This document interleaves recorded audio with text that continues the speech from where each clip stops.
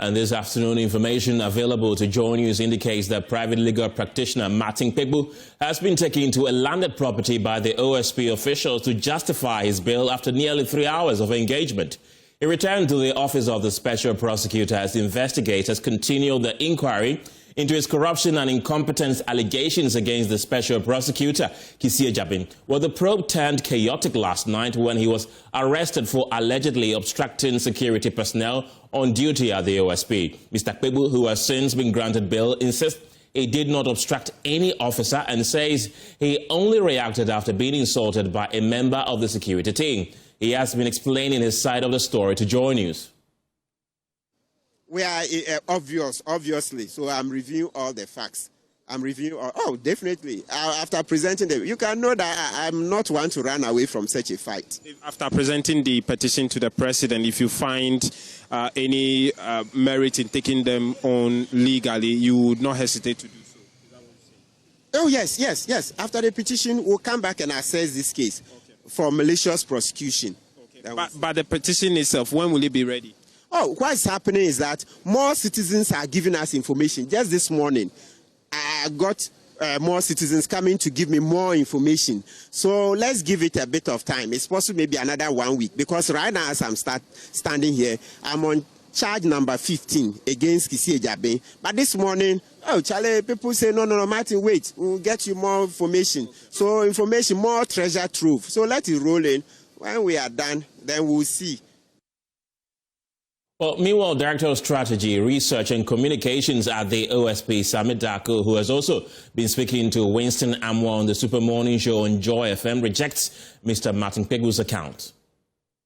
Person who just bent on denigrating the office, bringing the reputation of the SP to disrepute and all that. Then, last minute, he comes to the office and he extends all these things to officers who are lawfully performing their duties.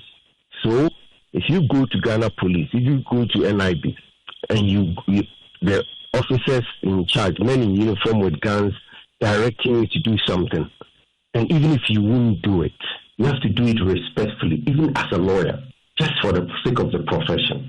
But you don't do that. You rather hurl insults at them and display an unruly behavior towards the men. If not that these men have been well trained to hold themselves up and to ensure that they do not ever allow any person to have a cause to say the person has been assaulted or done anything. It should have been a different thing altogether. But I want to congratulate these officers for holding themselves and still insisting that he goes through the right procedure and processes. And when you do that in any law enforcement agency, you'll be placed under arrest.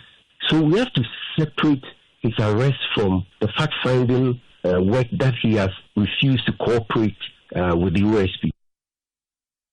That's the Director of Strategy and Communications at the Office of the Special Prosecutor. Meanwhile, Martin Kpebu confirmed to Joy News that the OSP was escorting him to the residence he listed as surety to validate his bail conditions. We came in and we signed the documentation for the bail bond, but we are now going to check my residence and then that of the property I'm using for the bail bond. And then they say we should come back. They say we should come back here after. I wanted one of my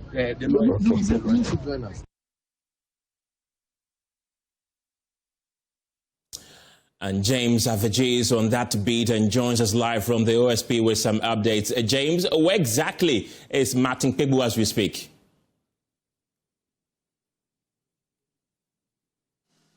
Hello, James, can you hear me?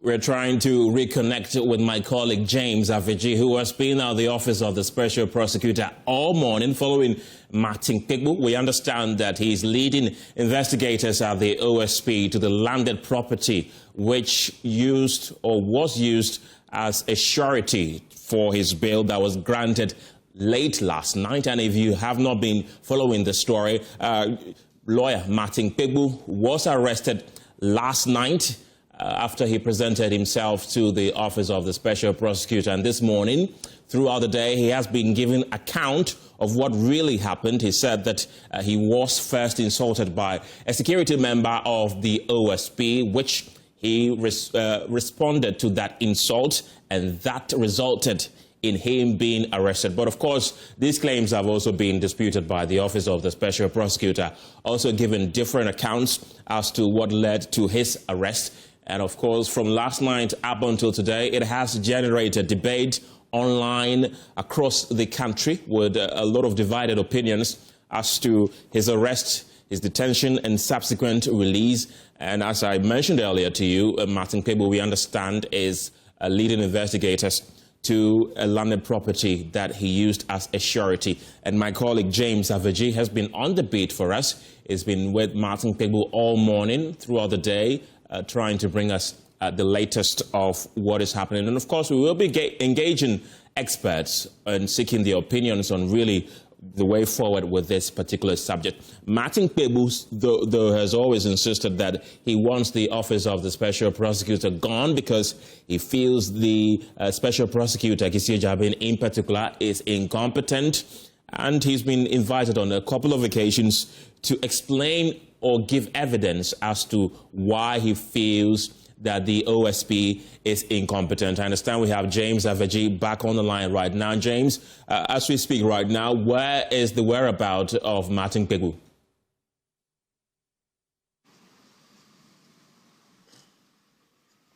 Well, Ken, if you can hear me, I can confirm to you that Martin Kpebu is still in the company of the officers of the Special Prosecutor as they continue with the processes of verification. As in the last 30 minutes, he concluded that attendance with the Office of the Special Prosecutor's officials as part of his fourth visit to them. The issues are now two separate issues. His invitation here today was for to continue with the interaction. He advised that we do not call it an interrogation because that would mean that he is under official investigation over his allegation of corruption and incompetence that he's leveled against Special Prosecutor Kissie Jabin. And so in the last three occasions, he's been invited in order to provide additional information on those two allegations. And so that's what he's been doing. As part of those three other meetings, he's raised objection over the constitution of the committee that is supposed to look into the matter. He described the members as subordinates to the Special Prosecutor and believes that they do not have the capacity to investigate an allegation against the Special Prosecutor, for which reason he declined providing them with additional information that they've been requesting for. It is on that particular invitation, as of yesterday, that he had that clash between himself and security officers of the OSP, where he indicated that he was verbally assaulted by a military officer here at the OSP premises, and he also responded with another verbal assault that the military officer had meted on him and led to a few back and forth of exchange of words between the two of them until they went in there to now go sit on the substantive matter of allegations of corruption and its related incompetence he leveled against the OSP. And so after he raised that objection against, he was placed under an arrest for allegedly obstructing the security officer on duty, stemming from that back and forth between him and the military officer.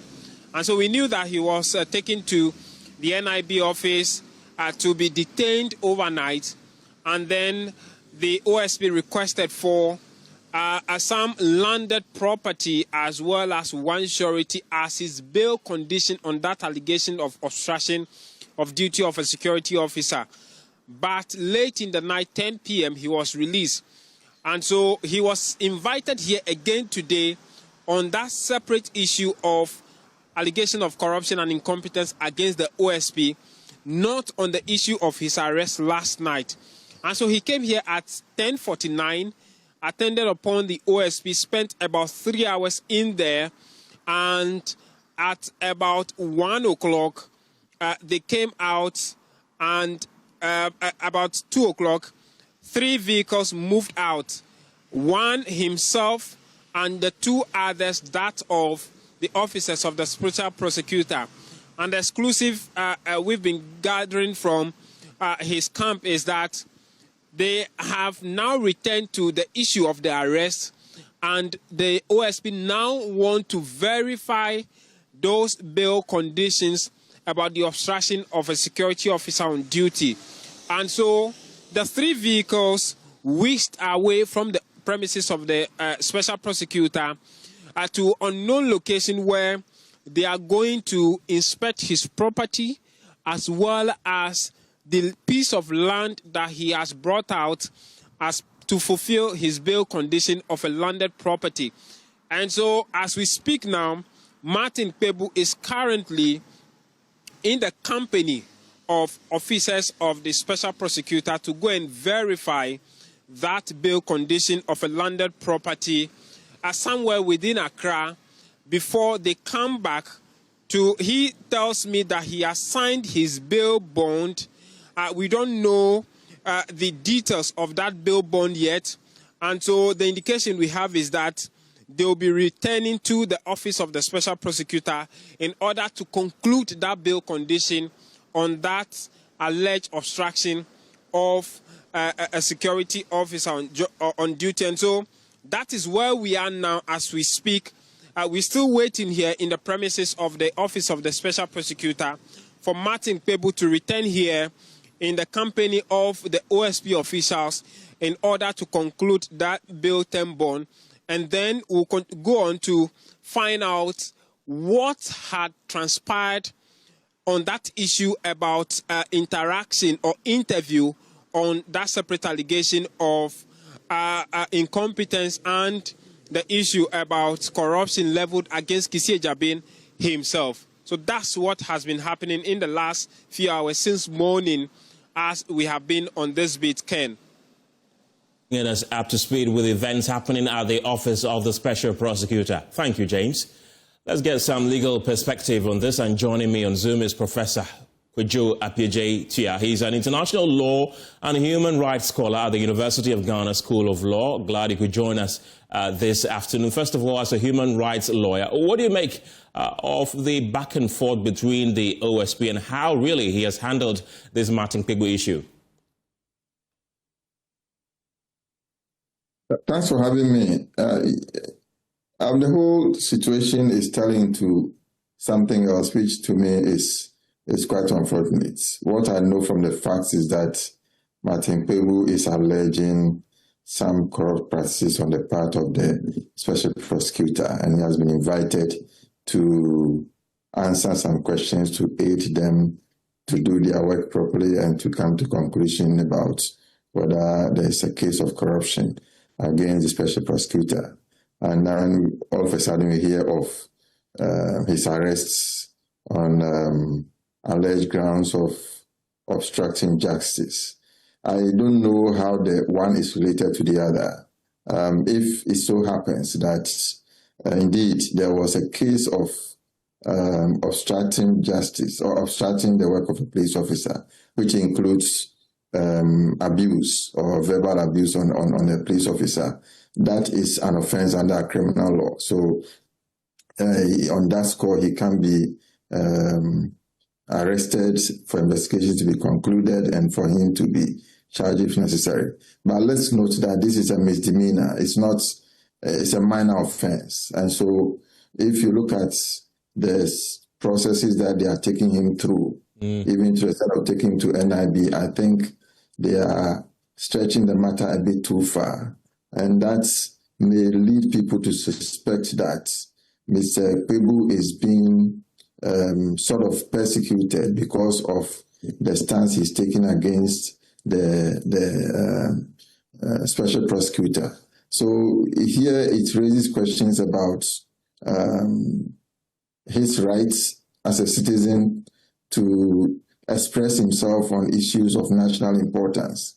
And the fact that he's ready to cooperate indicates that, and to meet the special prosecutor on this matter indicates that he is doing his best as a citizen of the country to unearth corrupt practices which do not help in the development of the country. And so the arrest that he's been subjected to, bail conditions and so on, to me is stretching the matter too far, and it may indicate some attempt to sort of show him where power lies, because as I said, this is a misdemeanor. He could be subjected to a self-recognizance bill, for example. Right. Professor Appiah-Gyetua, there are concerns that the OSP of late is using arrest to intimidate people who criticize the office. We recall Paul Adumotre, a broadcaster, was also arrested and detained when he was invited to the office, and now Martin Kpebu. Is that something that you feel that the OSP is intimidating the people that criticize the office with arrest and detention? It may seem so. My question has always been, right from the time of Paul Adumotre, is that whether the OSP can investigate itself. If you look at the mandate of the OSP, sections 3, 2, and 3, it is clear that the OSP's mandate is limited to corruption and corruption-related cases, where it has the power to investigate and cause arrests and initiate trials and so on. But where somebody is being invited after having intimated that there is something wrong with the OSP office itself, and this happens, then there is some concern about whether the OSP has a mandate to do what it is doing. That matter should rather be reported to the Attorney General's office or to the police station for them to initiate the investigations on behalf of the Office of the Special Prosecutor, but not the Office of the Special Prosecutor itself investigating the matter. It leads to conflict, and it clearly violates the rules of natural justice. So that is the primary argument that Martin Kpebu has been making since he was invited by the OSP to assist with investigations after he accused the Office of Corruption and related offences, because he said that he doesn't understand why he will accuse you of corruption and the same institution would want to investigate that accusation. So does he have a point then? When he made the first two appearances at the OSP, he failed to give further information because he said that he only wanted to speak with the board of the OSP and not what he termed as subordinates of Kissie Jabin, who will eventually report back to him. Definitely. I think Martin has a strong point there because, like I said, the basis for the office investigating itself is, according to me, not according to law. And so that matter should be investigated by a different body. And I'm even wondering if the board itself can also do that, because if you look at the mandate of the board, it's also not supposed to deal with such an investigation by itself. It has different functions to perform. And the fact that Kissie Jabin himself is a member of that board also raises some issues which, so to me, the proper place to refer the matter to, or that is by the OSP, is a police station or the Attorney General's office. And with the matter of misdemeanor, which you mentioned that resulted in his detention, Martin Kpebu says that if he had done anything wrong, he feels that the OSP should send him to court rather than what he termed as his unlawful detention last night, which has resulted in the OSP demanding a landed property as a surety or a bail condition. Do you agree with that, that if the OSP felt that what happened yesterday was an offense, it should rather take Martin Kpebu to court rather than keeping him there and demanding a landed property as bail? I think the first step would have been to report the matter for the police to conduct investigations. And if they find enough evidence to suggest that indeed he is likely to have committed the offense that he is alleged to have committed, then they can arraign him before court. So ultimately, the matter has to come to court for the court to decide. And in all this, do you think Martin Kpebu can sue the Office of the Special Prosecutor for perhaps unlawful detention? It's possible. You can talk about malicious prosecution here, but I think I don't know the full facts to definitely come to that conclusion, but it's one of the options that may be available to him. And then today we understand that when he was called back to the OSP, he was called on the basis that he should come and continue assisting them with the investigations of the alleged corruption against the office. And now we're being told that he's still there trying to lead the OSP to the landed properties that they mentioned. Really, let's take the landed property. Let's talk about that one. Do you think that that issue that happened yesterday that has blown up to a very big issue could have been handled differently by the OSP?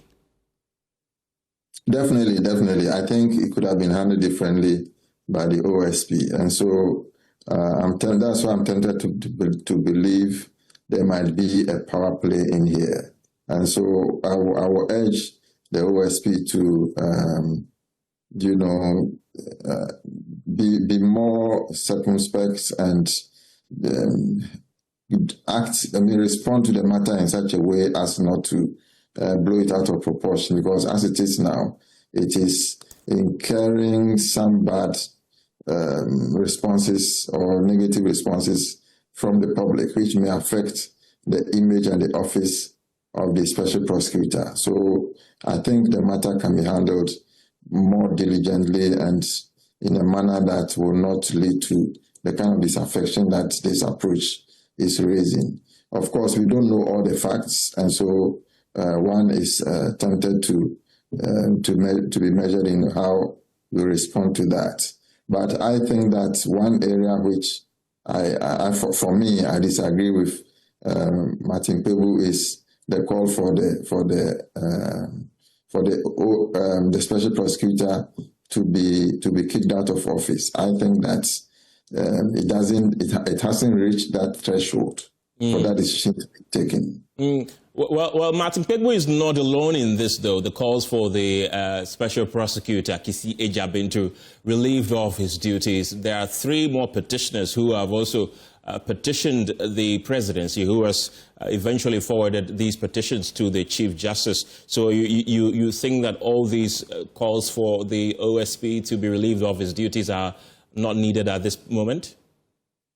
I think so. Again, let me be a little bit cautious in saying so, because on the ground I don't know all the facts, but based on what is in the public space, I don't think it meets the minimum threshold to cause for the removal of the special prosecutor from office. And we need to be cautious about this recent calls for removal of the Chief Justice and EC and OSP, the special prosecutor, and so on.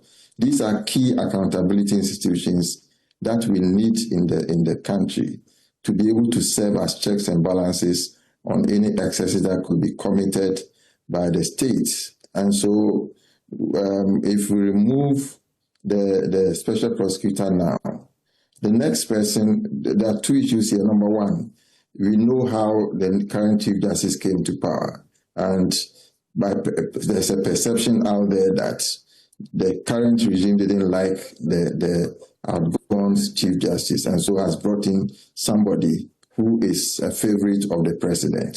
And so, number 2, if this matter goes before the current Chief Justice and he establishes a prima facie case against the special prosecutor, a committee set up which the Chief Justice will set. Of course, the criteria is laid down in the Constitution.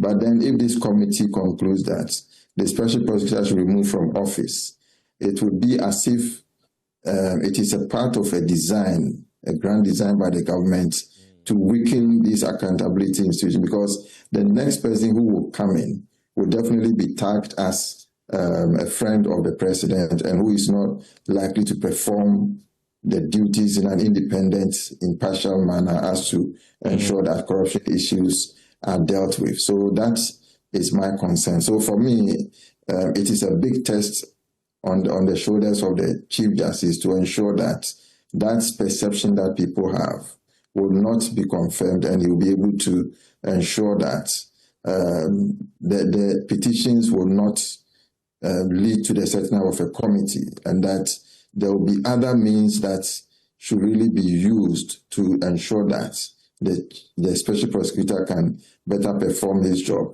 Definitely from what is going on in the letter that we've heard, there are some missteps that he has taken, but I don't think that it leads to meeting the minimum threshold for him to be removed from office. Martin Kpebu says that this is the final nail in the coffin for the OSP. This has sealed his fate. He said this has sealed the fate of Kissie Jabin. With this current back and forth between the OSP and Martin Kpebu, do you foresee more petitions being sent to the presidency calling for the SP to resign? It is possible. That's what I said earlier, that the approach that the SP is taking is diplomatically or technically or strategically is not a good approach. And so that is why I would advise that he deals with this matter in a way that will not create the perception that there's a power play here and that he wants to show Martin Kpebu where power lies. And if that happens, there is going to be a groundswell of discontent against him and may lead to further petitions being raised against him, as even Martin Kpebu himself has said. So that to me is not a good sign. Professor Kojo Appiah-Jaitua, thank you very much. He's a law lecturer at the University of Ghana. You're still watching The Pulse here on Joy News. We are also across the country on myjoyonline.com. The indication that we're getting right now is that Martin Kpebu has returned to the office of the special prosecutor. And of course, we are trying to reconnect with Martin live to get the latest for you. But if you just joined us, or if you've not been following the news right from last night up until now, the news is that yesterday, private legal practitioner Martin Kpebu was invited to the office of the special prosecutor to assist with investigations over his claims of corruption and corruption-related offenses against the office. He was subsequently arrested and detained for some hours. He was released around 10 p.m. last night, and today he's back at the office being told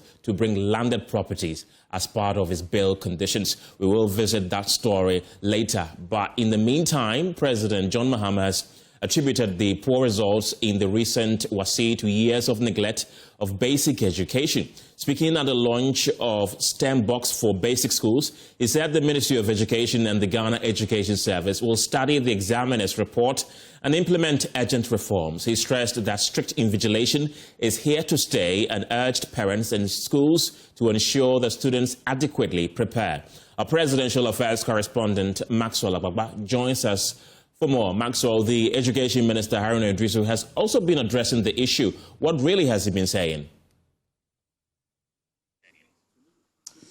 Well, he talked about the blame game that we've witnessed in the past weeks concerning the failure or the poor results of the WASSCE candidates. And he stated that when the candidates write the exams and they pass the exams, they take all the glory.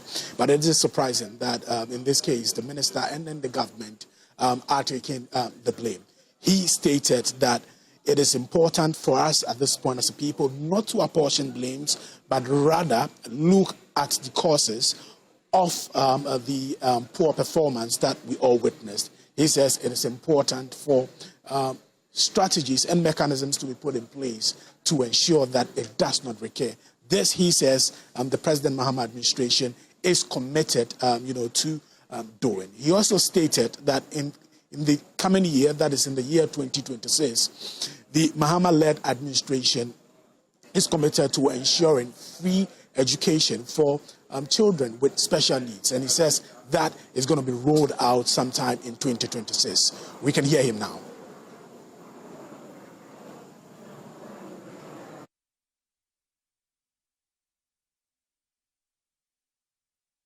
And of course, we'll bring you that sound of President John Dramani Mahama later. And Maxwell, earlier, President Mahama was also at the police headquarters where he issued a firm warning to criminal networks, declaring that Ghana will not surrender a single street, community or public space to criminals. So that event happened at the police headquarters where President Mahama presented 40 armored vehicles to the Ghana Police Service.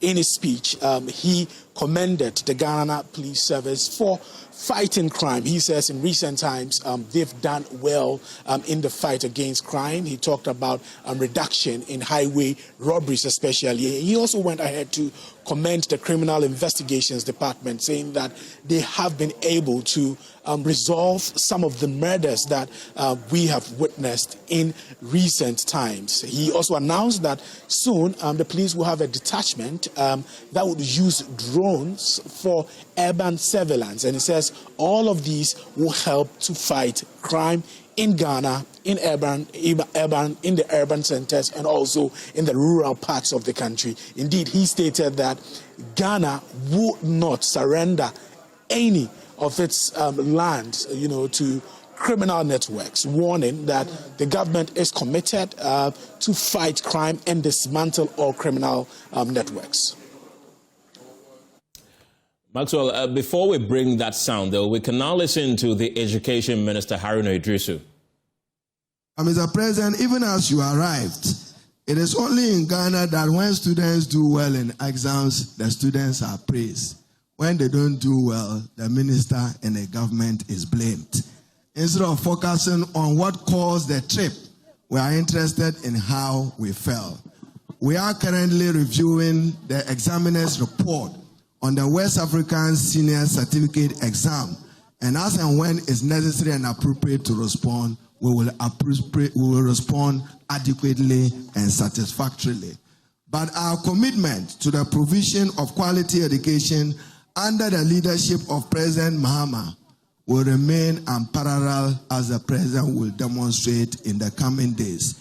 Mr. President, I'm happy to note that in addition to this lunch, if we so get the Get Fund Amendment Act, which is currently before Parliament passed, under your guidance and leadership and to your enduring legacy as President of Ghana, all learners with special needs in Ghana from January 2026 will enjoy free education as part of President Mahama's quest to expand education to marginalized, deprived, vulnerable people.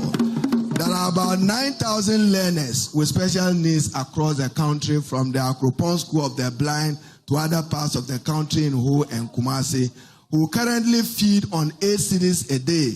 President Mahama have asked for an adjustment of the 8 cedis a day to 15 cedis. That's the Education Minister, Haruna Idrisu, and meanwhile, the Inspector General of Police has also been telling Ghanaians that security will be beefed up ahead of the Christmas festivities. All these operations, our officers had to go into very challenging territories in the pursuit of very dangerous criminals who are mostly armed and are ready to do anything to evade arrest, including opening fire on our officers. With the protective equipment available to us, we have done our best to minimize casualties as much as possible. But I'm sad to report that on some occasions we have suffered some casualties. Some of our men have sustained life-threatening injuries, and in some instances, unfortunately, some have paid the ultimate price. It is against this backdrop that I am particularly delighted that today we are receiving these armored vehicles, which are going to ensure utmost protection for our officers as they gallantly execute our mandate of protecting life and property and ensuring the safety and security of all persons across the country. Your Excellency, these vehicles are going to completely change the face and dynamics of police operations. With these vehicles, we are going to launch very bold, robust, and targeted operations throughout the country. We will dismantle any existing criminal networks, most of whom have gone into hiding due to our intensified activities against them. Let me use this opportunity to send a strong word of caution to persons who have decided to disturb the security of this country. We are coming for you. You can run all you want and hide wherever you wish, but we will surely get you.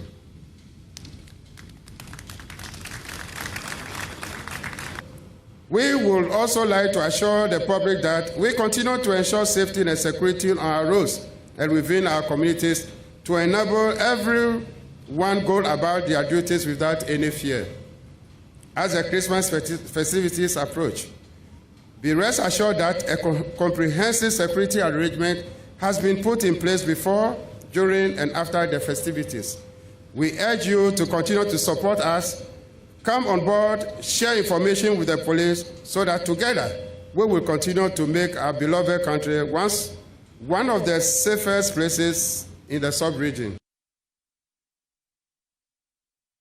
That's the IGP Christian Tete Yohuno there. Let's take you back to education and talk about the WASSCE results that has got everybody talking and bring you a breakdown of WASSCE malpractices in the last 5 years.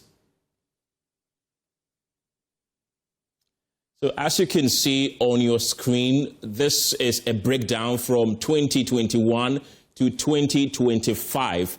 This is the trend. So these are the subject results cancelled. And for 2021, you had 1,339 subject results cancelled. In 2022, you had 3,845 subject results cancelled.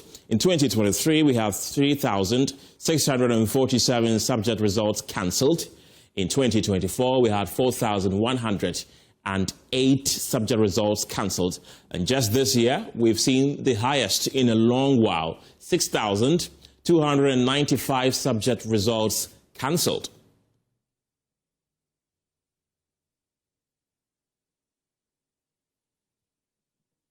And this is entire results cancelled trend. And of course, we continue from where we left off the 5-year trend, beginning from 2021.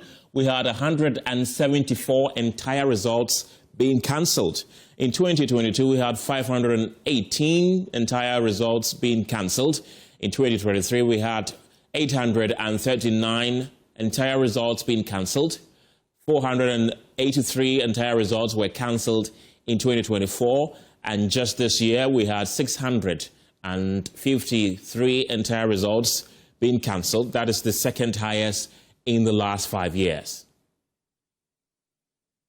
And subject results that have been withheld over the last 5 years. And in 2021, we have 3,667 subject results being withheld. In 2022, we had just 179 subject results being withheld. In 2023, we had the highest in a long while, 4,280 subject results being withheld. In 2024, we had 781 subject results being withheld. And just this year, we've seen 908 subject results that have been withheld. Entire results which have been withheld in the last 5 years, and these are the statistics. In 2021, we had 194 entire results being cancelled. In 2022, we had 117 entire results being cancelled. We had 1,005 entire results being withheld in 2023. In 2024, we had 209 entire results being withheld. And this year, we have just about 158 entire results being withheld. And this is the collusion from schools trend. And there you have it. We have the statistics from 2023 to 2025. The figure 2023 is 235. The figure for 2024 is 319. The figure for 2025 is 185. Let's get more on this and bring in Divine Kpebu, who is an education research and policy analyst. Divine, welcome to the program. You agree with President Mahama when he said that the poor WASSCE results is due to years of neglect. Is that something you share with him? All right. Thank you for having me. I think Kindly speak up. I can barely hear you. Yeah, can you hear me? Not really. Hello? Is it better? Yes. Let's manage this. Okay, all right. I think by now we need to avoid commentaries that suggest we are playing political game.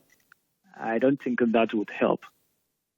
So it looks more like the president wants to say, yeah, the past government has neglected the basic education level, and that is why we've seen this result.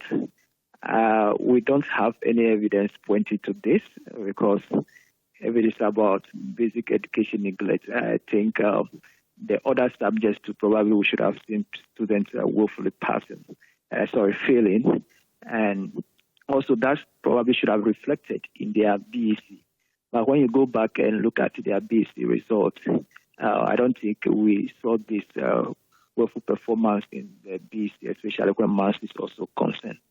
So we must, at this point in time, I think we respectfully avoid the commentary that suggests we want to play political blame game and begin to be interested in finding a solution or identify the root cause, which of course can only happen if we call for an audit into the assessment process. Otherwise, this blame game will continue and it will mask the real reason why these particular candidates have failed, especially more than half failing in mathematics. If we want to lay the blame on somebody doorstep, I don't think we'll be able to be interested in finding the actual reason why these candidates have failed. So there was another part that he said there should be a step taken to thoroughly investigate the chief examiner's report. I think that is welcoming, but even beyond the chief examiner's report, there has to be an independent audit to identify what may have gone wrong, because there could be issues that the chief examiner's report may not have actually identified. The chief examiner's report will be limited at what the candidates have done in the examination and what they couldn't have done. So for us to move beyond, I think probably things have happened that may have even beyond what the candidates have written. And chief examiner report cannot capture that. So there has to be an audit, probably, to be able to establish what has actually happened. So that is to say that you disagree with the president saying that this is as a result of years of neglect of the basic education level. So what really do you think must change then for the results of WASSCE from next year to get better? All right. And then before we are able to come to a conclusion that this is what actually happened, as I mentioned, there has to be an audit. Things can happen probably to point out to an actual learning gap. Okay. Or it can also be a flaw in the exam design. It could probably be misalignment between the teaching and the test. It could be administrative and marking errors or inappropriate weighting of topic. These are technical things that happen in assessment. And so when you see more than half of your candidates failing in a particular subject, and if you look at some candidates, they pass so well in other subjects, in other 7 subjects, and it suggests that probably that particular learner is a good student. And having failed in mathematics, then it gives a concern. So something technically probably could have gone wrong. And I think that's what we should be interested in finding out. So I would want us to, in number 1, be interested in the chief examiner's report, and then number 2, in a technical audit that identify things that the chief examiner report may not have been able to identify. Could it be a classroom factor? Could it be misalignment between teaching and test? Could it be administrative marking errors or actual learning gap? These are all plausible things that could have happened. And not until we are able to establish the reason why this candidate have failed, we would be able to continue to assume, and sometimes even continue with the playing game as we are seeing. And that will not help. Divine Kpe, thank you very much for your expert analysis this afternoon. He's an education researcher. And in more stories today, the former registrar of the Scholarship Secretariat and MP for Abuako South, Kingsley Agyemang, has broken his silence on the debt at the Secretariat, stating that it is not of his making, but a long-standing systemic burden that has persisted across administrations. Addressing a press conference this afternoon, he stressed that the first Mahama administration left behind 230 million cedis equivalent to about $57 million in arrears, a liability the Akufo-Addo administration later cleared to prevent Ghanaian students abroad from being forced out of schools. His clarification follows accusations from Ghana's High Commissioner to the UK, Saba Zita Benson, who claimed that he left a £32 million debt, a situation she says has placed several Ghanaian students in the UK at risk of expulsion and possible deportation over unpaid fees. The reins of power at the Scholarship Secretariat, opportunity given to me by His Excellency, the former president. The first day I entered the Secretariat, there was debt to be paid. There was debt to be paid. And that is the nature of the kind of debt or liabilities that the Secretariat is always confronted with. I met a debt of 230 million Ghana cedis then. If you pick the dollar, the exchange rate to the cedi, if you even put it at 4, you are talking of about $57 million. What did His Excellency Martin Kpebu do? Immediately, he called for how diplomatically we're going to deal with the payment of this debt. And we were able to run the place till when I left. It's very unfortunate that I've had Her Excellency, I don't know if it is even right to call her Excellency, Zita, the Ghana's High Commissioner to the United Kingdom. I mean, very undiplomatic about the kind of debt she said she has inherited. She announces that she's inherited 32 million pounds. So the whole, the hell should break loose. No, Madam, Your Excellency, you are a diplomat. You ought to know better. The scholarship liability or the scholarship debt is a continuous thing because of the financial year and the academic year. And the mere fact that most of the tuitions or the courses of study goes beyond the financial year. You have been in the executive before. You've been a minister of state before. So you should understand how these things run. Is that how you're going to discuss Ghana's liabilities in the United Kingdom? So if there's an issue with the Ministry of Trade, then you go this way.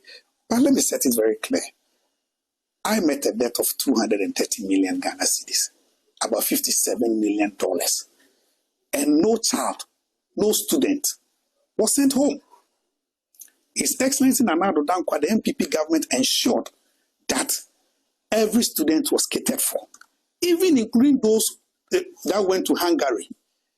A deal that Honorable my colleague Okujato Ablakwa has signed. They went to that scholarship.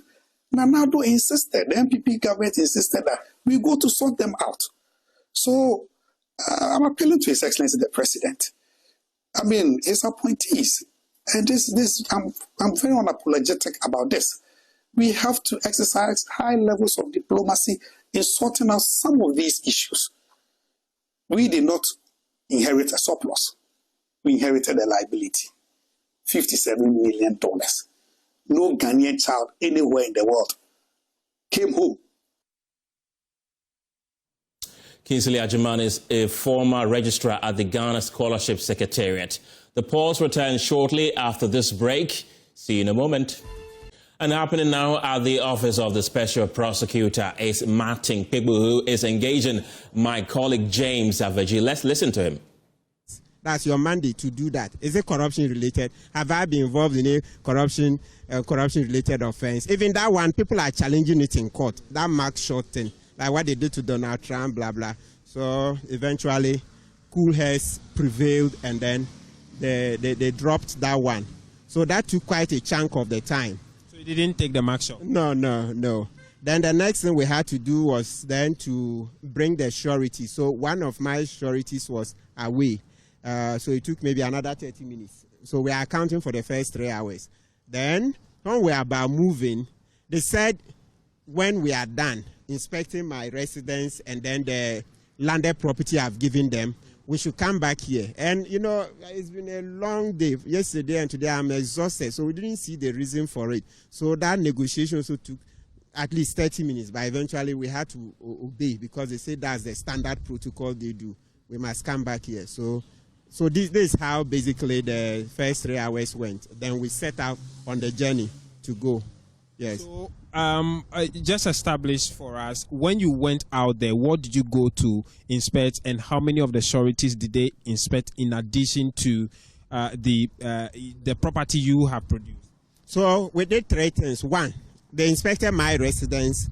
2, they inspected the landed property I've provided. So for this exchange, a soldier insults a citizen, and then they turned the case on me. I had to provide landed property that they inspected. Then they took measurements. They want to go and verify. So they themselves have taken the coordinates to be sure that the document is not a fraudulent one.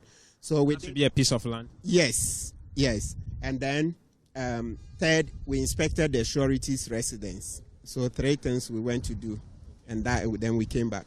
So officially, they've granted you bail on that alleged obstruction of an officer of the OSP. Yes, absolutely. He's not an officer, he's a soldier.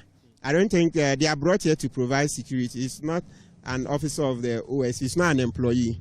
They were brought in here by the military. I'm sure they requested, and I'm sure today you don't see the military here. That's an improvement. So, like they say, from time to time, the tree of democracy is watered with the blood of patriots and villains. So that's what I've suffered. But at least you see when we made noise about it today, you don't find the soldiers there. We are abusing the military. The military are not to be used for such things. We have a lot of bad roads. We should allow the military, the 48th Engineering Regiment, then the others to support them, construct roads, construct schools, buildings, etc. Common law enforcement here at OSP, you are taking it away from police. Today you see all the people, police. It's better. Why are we just denigrating Ghana Police Service like that? Article 200 was not made for a joke. Article 200 says law and order belongs to the police. Then Article 210, also of our Constitution, 1992, says the military will protect us against external aggression. In simple terms, war. And also they will help in other developmental activities. So bringing soldiers to come and take over the work of the police here, it's not good. I'm not the only one. I'm sure they might have listened to you and record them today. Is it safe to say that, have they officially charged you? When would they put you before court? No, that one is yet to come. I hope that day doesn't come, because I don't know what the trial will be. It's just a precautionary measure they are taking. What is that trial going to be? Like I said, I witnessed this Marcelunis Bia. Oh, well, he's my lawyer, but he also saw it. He was one of the witnesses, because if the soldiers will also say the police are their witnesses, fine. But one thing was clear. I walked ahead of this. I'd gone past the soldiers, actually. They were in the security room. It was a policeman who was outside. I met him, bypass. There was nothing between here, and I no troubles. Then the first soldier called out to me, "You." Out of courtesy, I turned. Then he warned me that next time I won't allow you to do that. Then I shot back that you don't have any power to stop me. Then I continued walking. Then the next soldier also called out to me. He's the one who said he will show me power. Next time I do that, he will show me power. Then I said he has no power to do that. Which led to the...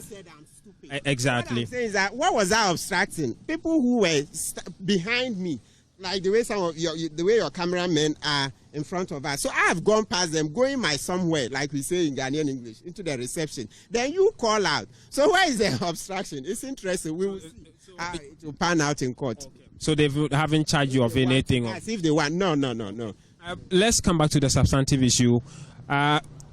Did they visit the first issue of your alleged misconduct, corruption and incompetence against the OSP? Has that issue been visited today at all? No, not at all. But the Ghanaian people have spoken. You saw yesterday the Ghanaian people, social media, traditional media, as you did the news stories, I'm sure they've seen that. No, they've lost badly.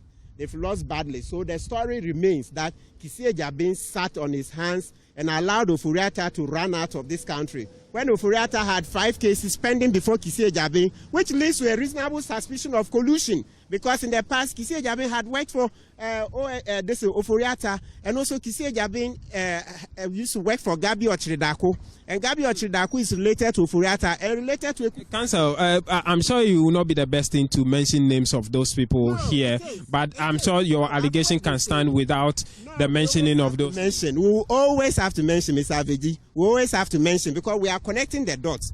Kissie Jabin was handpicked because he's close to Gabi Ochridako, close to Godfred Dami. Okay, and so ipso facto, that's Akufo-Addo. So he was handpicked so that he would do their bidding. He wasn't picked as an independent person. Martin Kpebu was the one who was picked as an independent person. And see how Martin Kpebu stank Akufo-Addo, mother serpent of corruption. So Akufo-Addo said, no, henceforth, I'll pick somebody who will play ball with me.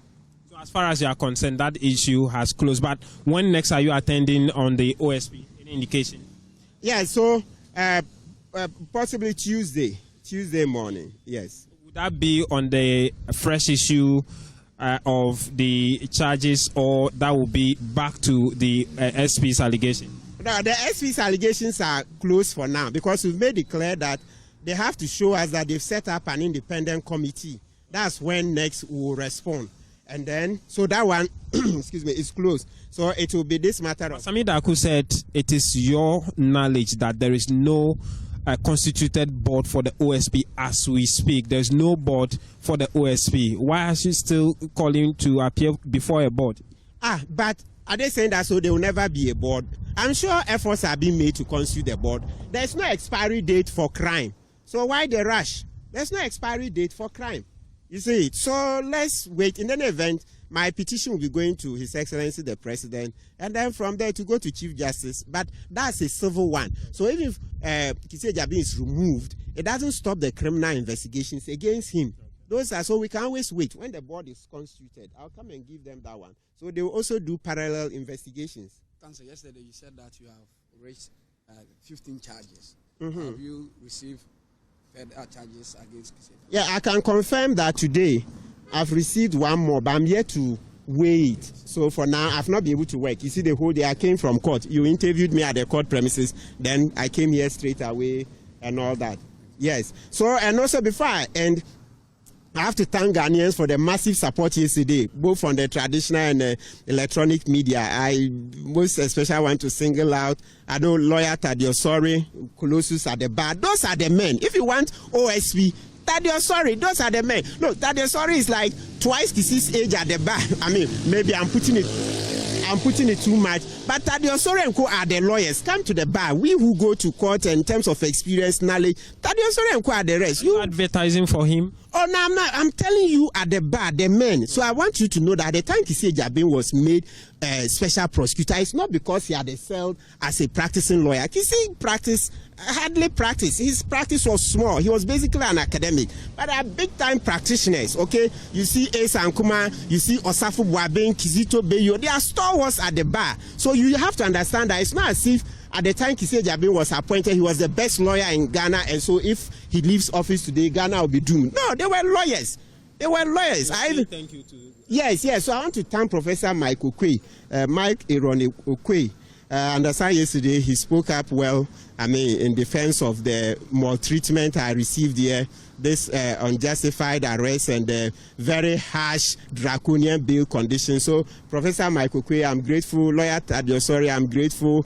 Kofi Bentil, Lawyer Agbeshi Jakpasu, that's our lead counsel, former bar president. A lot of them, I can't name all of them. I want to thank everybody. I want to thank everybody for everything. TV3, I mean, all of you, Joy FM, Joy News, City FM's, Channel 1, all of you. The other ones are those. Oh my God, how could I have forgotten Adom FM? All of you, innumerable. I'm very grateful. So we are showing that we are building a strong society. That's what this signifies. So the story will continue to be told that our special prosecutor allowed the most valuable suspect to flee. That story, we'll keep telling it until he leaves that office. A man who has 5 cases around his neck, how can you allow him to run away? So you see you see the very thing, what they've done to me in terms of, if arrested you, provide surety, provide landed property. That's the same thing we're talking about for Oforiatta. I cannot say if Oforiatta is dying today in Ghana and they say Kpebu cannot provide adequate medical care, he has to go out.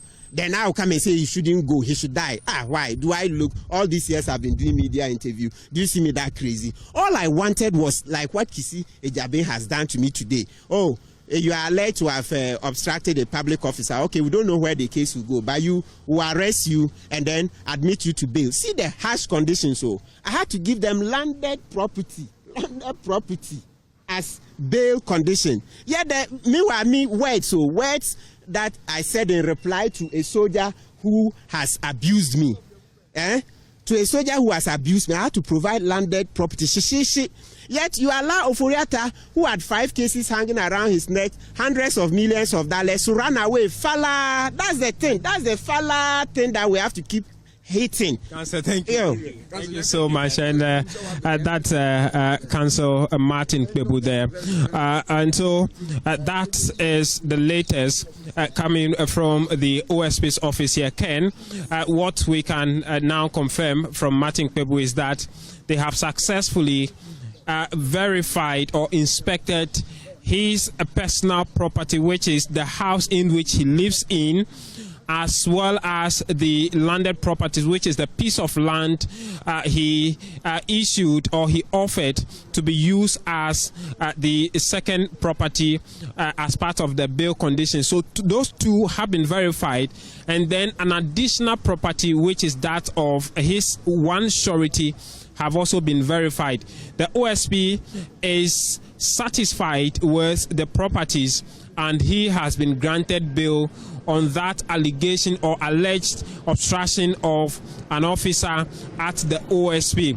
What the OSP has not done yet is to officially charge Martin Kpebu and possibly put him before court on whatever count that they would put around him, or whatever count of charges they would prefer against him. And so he said, as far as he's concerned, if he's invited again, then it will be on the basis of that issue of his arrest and bail condition.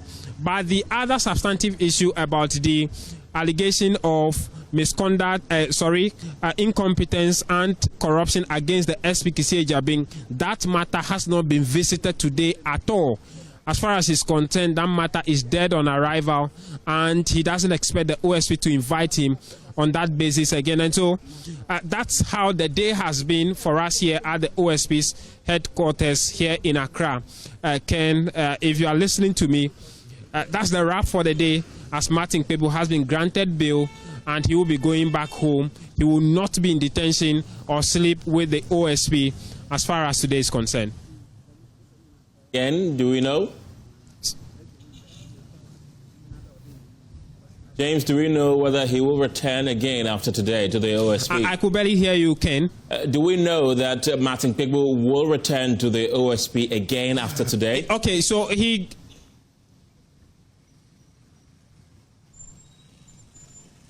the indication he gives is that he would return somewhere Tuesday next week, but that will be based on whatever information the OSP wants from him again. And so he's not too sure about that, but he believes that somewhere next week they may invite him again to attend upon the OSP. And so we'll be waiting on which particular day he will be invited again on, and especially on which of the cases he will be invited on, as we have 2 separate cases now standing with and against him at the OSP.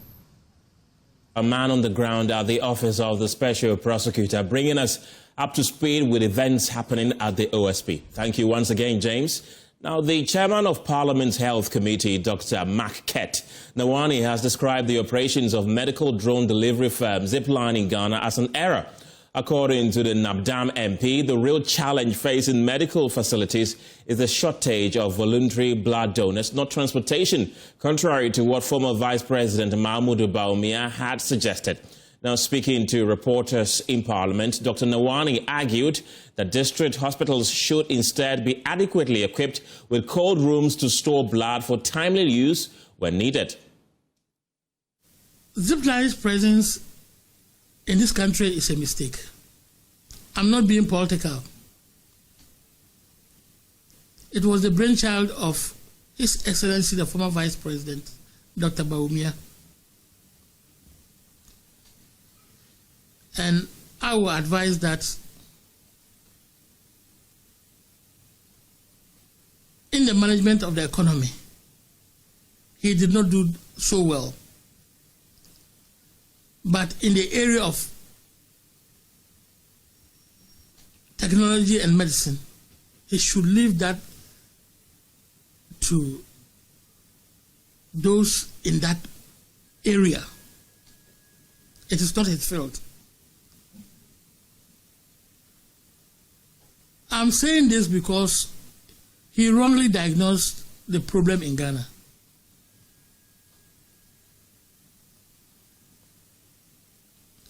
I'm not trying to talk very much, but everybody in the health sector knows that the problem of blood and blood products that he used as the basis to bring in zipline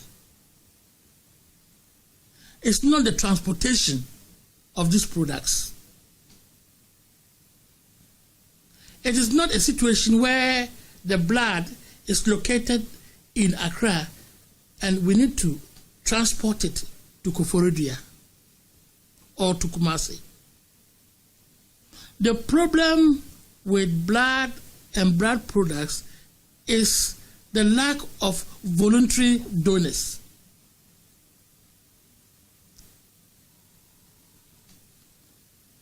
And so when somebody needs blood in the hospitals, an appeal is made to your family members, to your community, to the church that you attend, members of the church, or to your neighborhood, where you live, your neighbors. They are told that you need blood, and this is where we get the blood from. Indeed, when the blood banks even give you blood, they ask you to come and replace.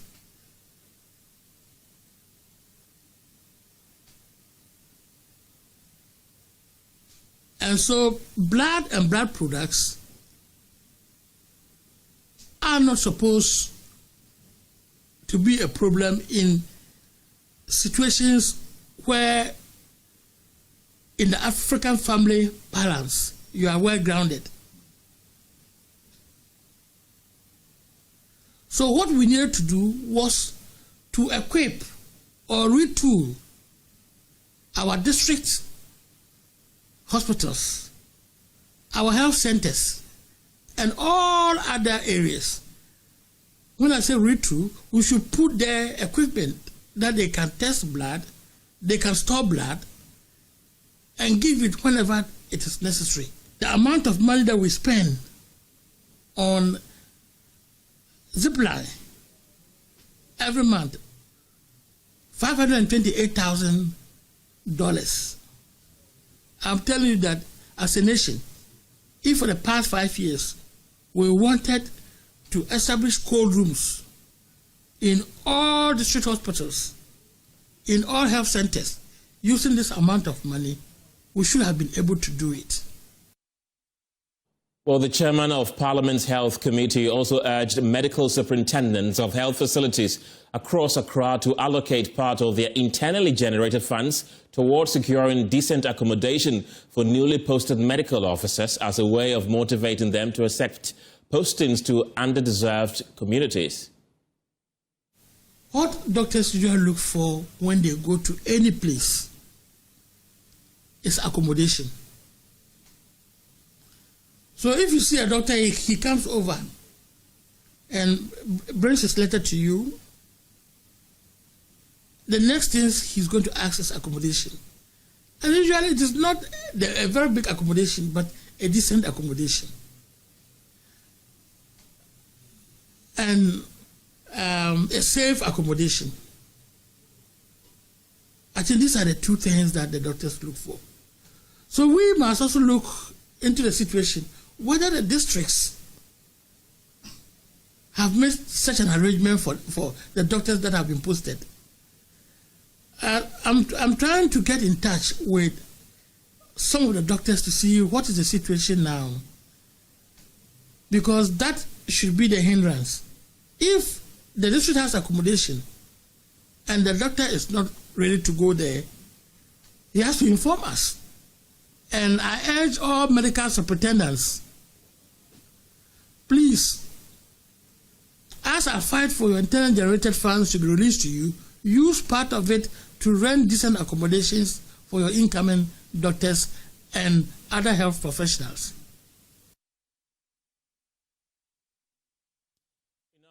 This afternoon, the Health Minister Kwabena Mintah-Kando has revealed that Ghana's two major cities, Kumasi and Accra, account for roughly 40% of new HIV infections, making them the country's current epicenters. He's been speaking at the opening of the 23rd International Conference on AIDS and STIs in Accra. The epidemic is unevenly distributed across the country. Greater Accra and Ashanti regions account for nearly 40% of all new infections. Adolescents and young adults aged 10 to 24 years contribute almost 1/3 of new cases, with adolescent girls and young women disproportionately affected due to entrenched gender inequalities and socioeconomic vulnerabilities. Meanwhile, Vice President Nana Jane Opoku-Agyeman has outlined government initiatives to tackle HIV/AIDS as Ghana continues to fall short of the AIDS target. Professor Opoku-Agyeman said the government has rolled out a national HIV/AIDS responsive program to deal with the disease. It was clear. Africa cannot outsource her health security. Our national approach is anchored in our broader reset agenda. This is a long-term strategy to build a self-sustaining, technology-driven, data-enabled, and equitable health system. And its pillars are the following three. 1, sustainable and predictable financing. A national HIV response sustainable roadmap is being developed to secure domestic financing and strengthen accountability. 2, strengthening universal health coverage. Government has uncapped the NHIS to expand fiscal space for essential health services. And efforts to strengthen data protection and digital rights across Africa are gaining significant recognition as the Picasso Awards honor organizations and initiatives championing privacy and responsible technology use.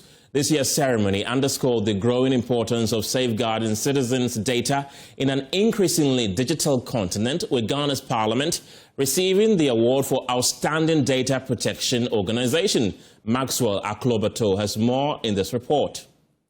Data protection across Africa received a major lift as the Picasso Awards honored organizations driving privacy, digital rights, and responsible data governance on the continent.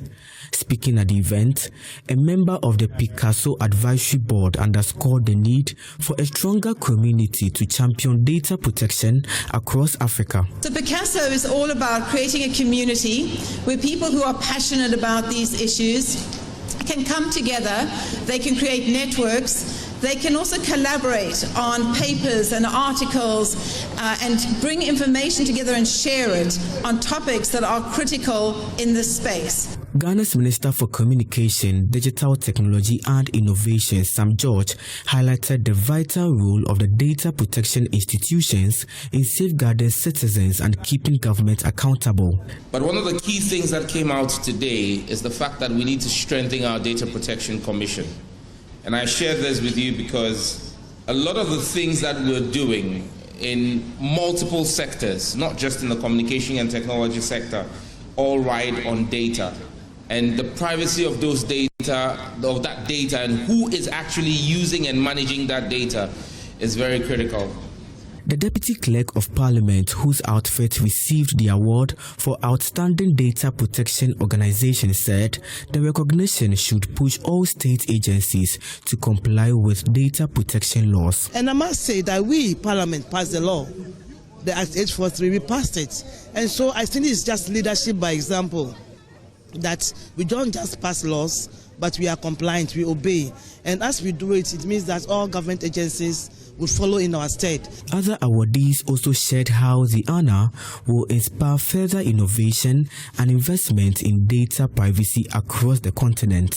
A black woman's journey in STEM and AI industries. Winning this award for me is I see the future where we will be included. Of course, with this award, definitely, you know, the challenge for an award is more work, you understand, and definitely we'll still go out so that subsequent years, this will be ours. With Africa's digital space expanding rapidly, the Picasso Awards continue to spotlight those protecting the continent's data ecosystem. For Joy News, Maxwell Aklobatos report read to you.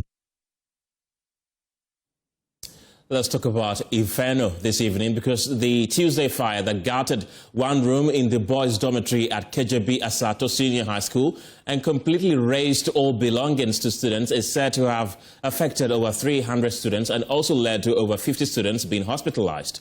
Although the cause of the fire is said to be unknown, according to preliminary reports from the fire and rescue services cited by Joy News, the fire service itself came to the scene of the fire on personal motorbikes, personal vehicles, and with no firefighting equipment. The regional minister, John Kpebu, Japan, also visited the school and assured of working to get the fire tender back to the district. Here's a wrap of what happened from our correspondent, Peter Senu. The fire, which is believed to have started early hours of Tuesday morning, razed down one of the rooms at the boys' dormitory at KJB Asato Senior High School in the KJB district of the Oti region. The students and teachers took their destinies into their own hands, tried fighting the fire with buckets of water from a distance not less than 5 minutes walk to the dormitory. Water supply to residents on the school premises has also been a perennial challenge. The school lacks basic emergency firefighting equipment, as the only 2 fire extinguishers in the school have no substance in them to even douse a flame from a matchstick. The fire service itself came to the scene on personal motorbikes and vehicles with no firefighting equipment. The fire service personnel, however, joined the students to bring the situation under control. The service has declined on-camera interview, except to say they are investigating the cause of the fire. The male students who initially took charge of the situation were overwhelmed by the heat and the smoke during the initial stages of the fire. Most of them had passed out and had to be rushed to the various health facilities in and around KJB district. The official figure put the numbers of distressed students at 50, with those directly affected by the fire in the dormitories at 300. Deputy Regional Minister John Kpebu, Japan, who later visited the school, mentioned a few projects to be carried out by his government in the school. Just after the meeting, I heard there was a fire in my school. I heard there was fire outbreak here. And just about that, then the chief executive called me and briefed me about what happened. I decided, let me come and see what is actually the situation, what caused it. And that's why I am here. You know, you were asking whether there's anything for the school. Yes. The tender today was about CASEC. We tried to look for some 2 classroom blocks, you know, 2 classroom blocks of 2-story, and then 2 dormitory blocks for boys and girls for KJB Secondary School. So today we are talking about only KJB, only to be told later that there is fire outbreak in the school that we were talking about. And I decided to come. You know, I come from KJB. This is my old school. I attended school here. I taught here. And so when I heard that, I decided I don't want to wait. Let me come. The temporary abandoned boys' accommodation facility, he said, would be completed to prevent the current congestion in the school due to the large numbers of students admitted this year. On the issue of absence of fire tender in the district and the region for that matter, this is what the minister has to say. If you understand that system, you will be sorry for it. You understand? In agencies like, in times like this, they are the first, people you have to call and to come and, solve and, get the situation cleared, But unfortunately, in OT region, our fire tenders are all broke. Almost all of them are broken down. I think that we have about only 2 now. And even the 2, it needs maintenance. You understand? Yes, I've written to the prisons, to the fire service authority, and they told us they are working on it. and that as soon as possible. Now that, they will tell you they are waiting for financial clearance and that type of thing. We are happy, the budget has been read, they are talking about budget, and sooner or later this financial clearance will come to pass, and we hope that a lot of things will be done for us. It is a new region. We came and met a lot of bad things, very bad things, and we need to, work on them gradually, one after the other. The minister later interacted with students of the school, encouraging them to take their lessons seriously and not tampering with electrical installations in the school. Peter Senu for Joy News.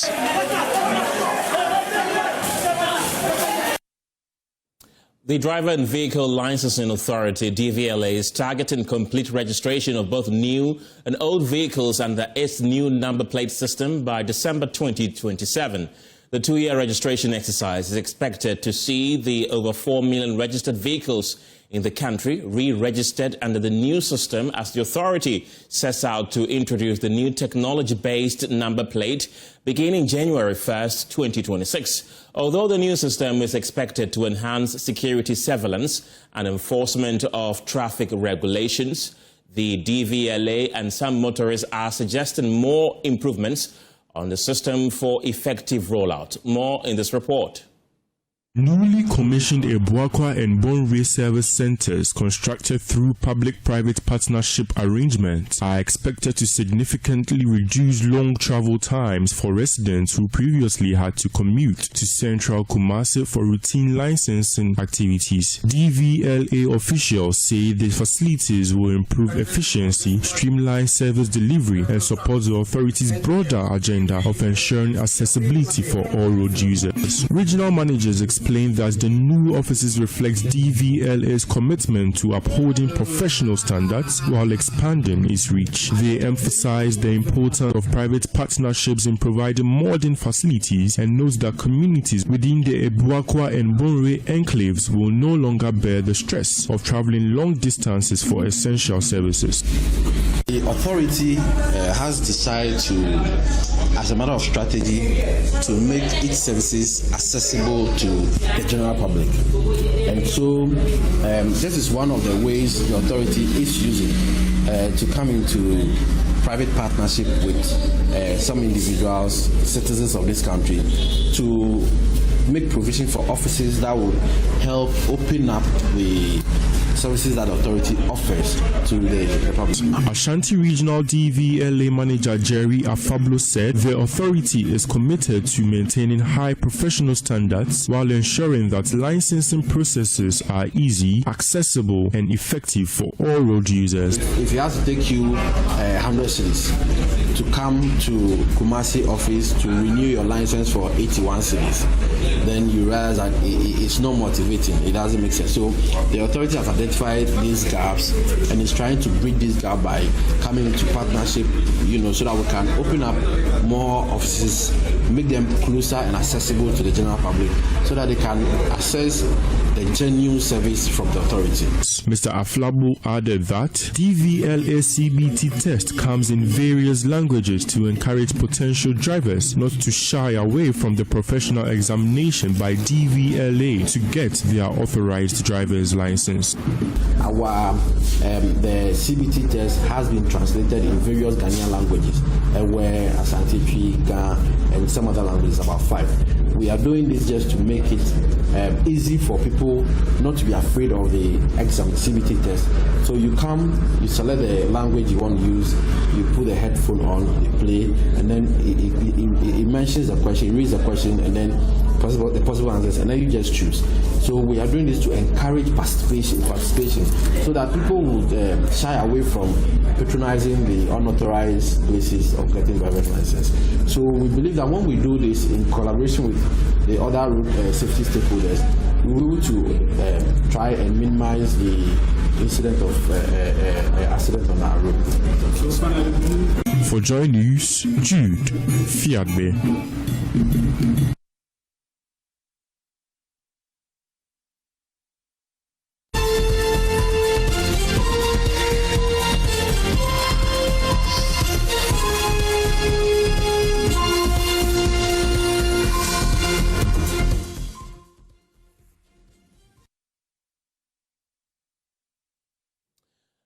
And let's take you straight to Parliament now, where members of both sides of the House are debating the relevance of the Office of the Special Prosecutor. On the floor right now is the Majority Leader, Mahama Yariga. Held accountable by Parliament, I believe that that office will equally deliver. No ministry, no office is established. If you look at the cabinet, no office is expressly established by this constitution apart from the Attorney General and Minister for Justice. It is the only one that is actually a constitutional entity. And so it is an entity that this Parliament should ensure that it is resourced and protected so that it stands above ordinary ministries and can ensure that criminality is dealt with in this country. Look at the budgeting. If we agree that a prosecutor fighting corruption needs to be resourced, why have we not been resourcing the Attorney General? Why do we establish an entity out of the functions of the Attorney General and resource them more than the Attorney General? And even after doing that, it is still not delivering.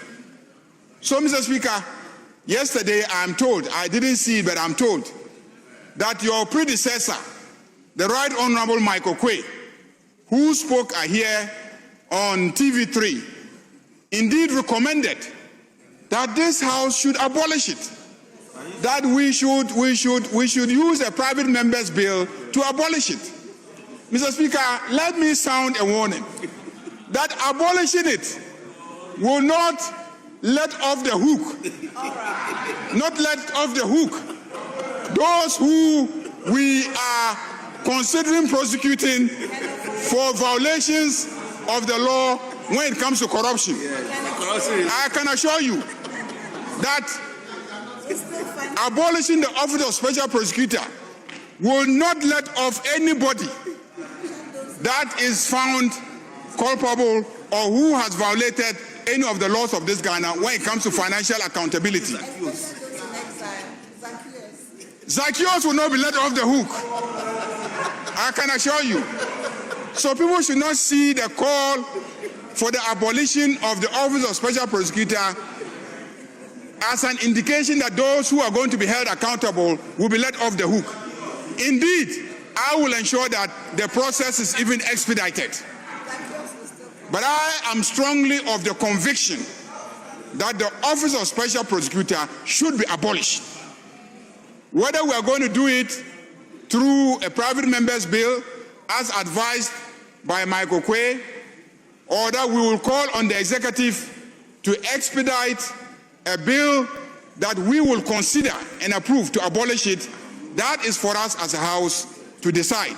But I think that it is high time we realize that that constitutional experiment is futile. To say that because the Attorney General is appointed by the President and is a member of a political party that he will not be functional or effective in fighting corruption. The OSP, is he coming from space?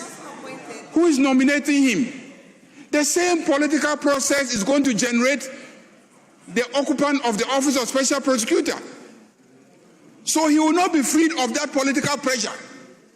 If we want to be serious about fighting corruption, let's do it. Political leadership at the highest level must lead. This government has been in office for about 11 months now. Mr. Speaker, we haven't reported a single scandal. And we haven't reported a single scandal because of the political commitment to ensure accountability.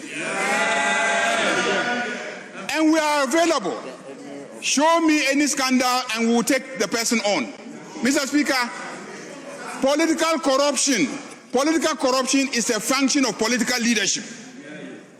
If political leadership is determined not to be corrupt, they will not be corrupt. And when they are corrupt, they will hold each other accountable. It's not about creating fanciful institutions and giving them fanciful names. We have seen it. and big budgets with all sort of perks. We've seen it. It's lived out, and it's not working. Let's go back to what the Constitution has ordained. The money that we are giving to the Office of Special Prosecutor, let's resource the Attorney General's office.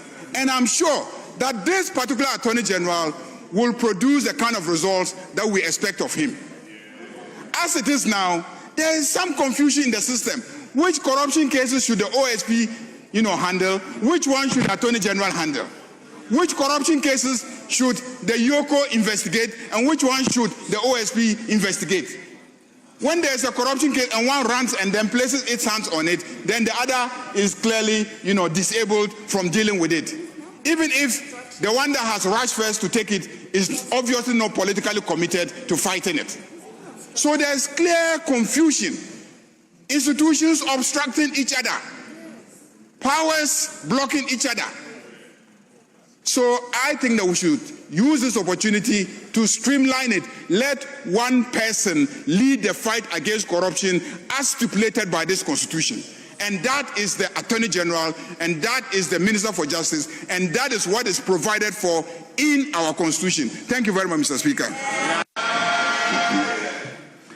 Honourable members, this is a very important matter, but before we continue, let me acknowledge the presence of some distinguished guests, our colleagues and brothers and sisters from the Parliament of Liberia. We have 4 of them, led by Honourable Professor Thomas Romeo. The last name is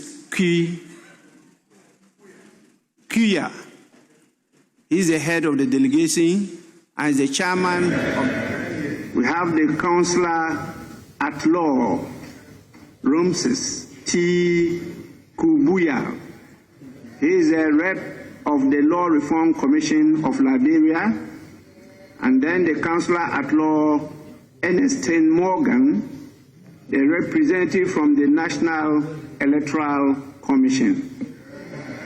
On behalf of the Parliament of Ghana, I warmly welcome you to your own country, the Republic of Ghana, and I wish you all the best. Take time not only to learn, but also to feel the pulse of the life of Ghana. I was there not long ago when you had those crises, and I'm sure my good friend, the Speaker now, is managing, even though it's a difficult situation. A lot of our members visit you almost every weekend, and some of them say that Liberia is their second home. So please, you are warmly welcome.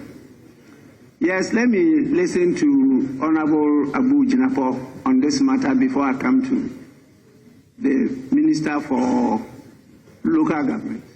Thank you very much, Right Honourable Speaker, for the opportunity, as you've rightly pointed out, to contribute to this very important subject.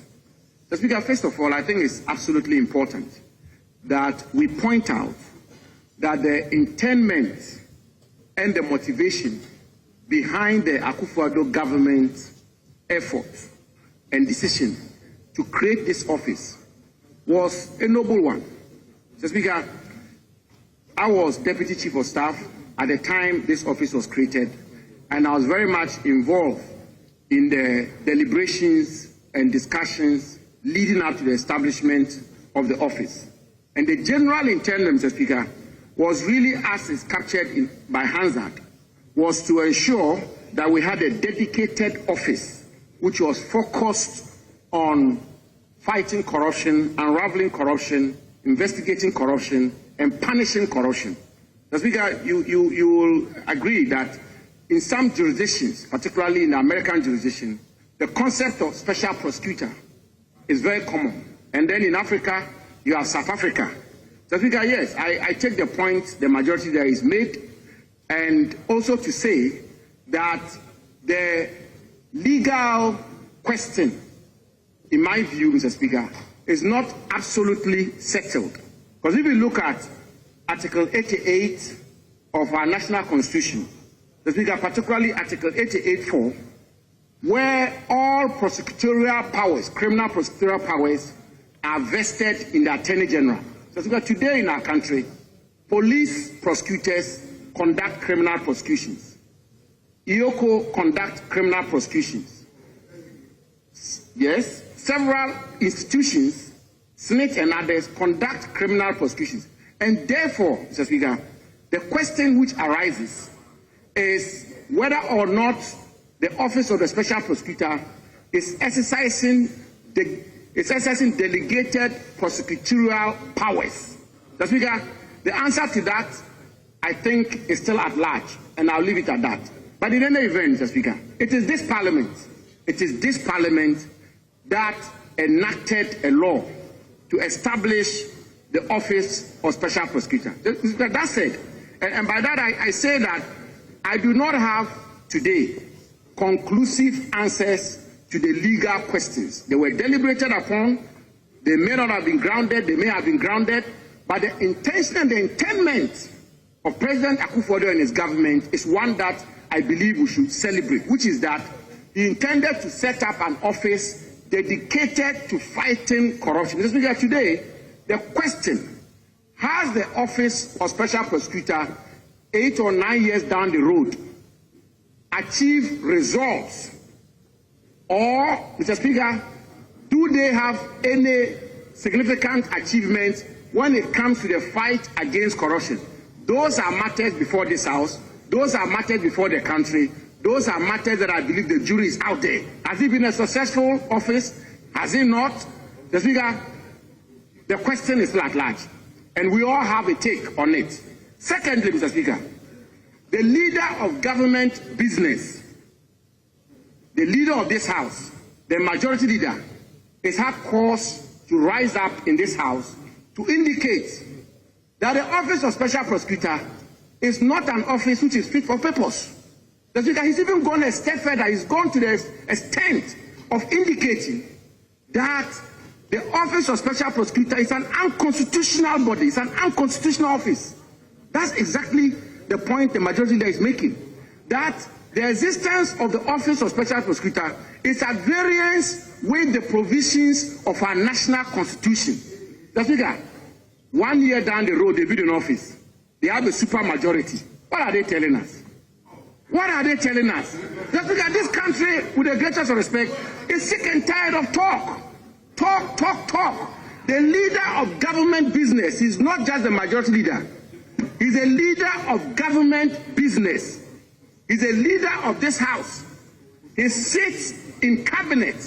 The Speaker, he has indicated that when the bill was tabled before this House, he as member of Parliament, member of the 8th Parliament, the Speaker, he said he opposed the establishment of the Office of Special Prosecutor.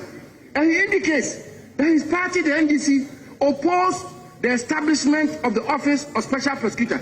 I have just indicated the policy rationale or the policy motivation for the establishment of that office by the Akufo-Addo government. So, Speaker, you yourself, you've indicated that you were also opposed to it.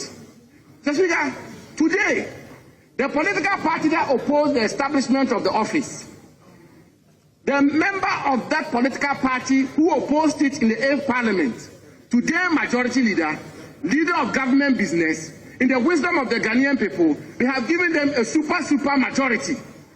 Super majority. They have majority in this House. They have a super majority. Why? What's happening? What's happening in our country, Mr. Speaker? You just made that point about allocation. And you made a point about reset and the fact that we may struggle with the reset. Too much talking. The country needs action. If you believe the Office of Special Prosecutor is not fit for purpose, you have the majority, you call us micro-minority, we are mighty minority indeed. Repeal it. What are you waiting for? 1 year down the road, we are still being given sermons and being given lectures and being told that this office is unconstitutional. Mr. Speaker, because with the greatest of respect, one of their own was touched. Because one of their own was touched.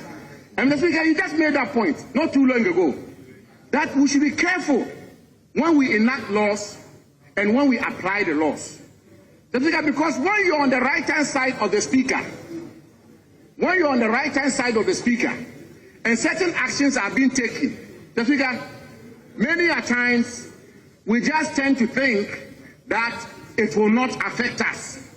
Mr. Speaker, needless to point out that the history is here. The history is there for us to appreciate that the law on causing financial loss to the state, Mr. Speaker, is only caught up with people or persons from the side which passed the law, which is why the point the Speaker made is a very important point. The law, when it's respected and when it's applied fairly, works for all of us, regardless of where you find yourself. Of course, lawyer Martin Kpebu is somebody I know very well. And indeed, yesterday, Mr. Speaker, when I heard the news that he had been arrested by the Office of Special Prosecutor, I even attempted to reach out to him. But it should never be the case, Mr. Speaker, that when Wontumi is arrested and put behind bars and told to bring bail conditions of 100 million Ghana cedis, and he stays in prison for 1 month, 2 months, Mr. Speaker, when we all know too well that basic teaching of law, criminal law, tells you that bail should never be used as a form or a means of punishment. That one, it is okay. Mr. Speaker, when OSP is still in custody today because he's been subjected to onerous and reasonable bail conditions which he cannot meet. Mr. Speaker, he's been told to satisfy a bail condition of 650 million Ghana cedis. Mr. Speaker, that one is fine. When bail should not be used as a tool of punishment. We didn't hear the majority leader. Mr. Speaker, when several other people look, Mr. Speaker, we have seen it in this country several times. Government changes, and then some of these measures are put in place. Political opponents are put behind bars. When Paul Adumochi was arrested by the OSP, the Office of Special Prosecutor, because allegedly Paul Adumochi had been critical of the office, when he was arrested and put behind bars, the Speaker, and some of us raised our voices, the majority leader's voice and the majority side was mute.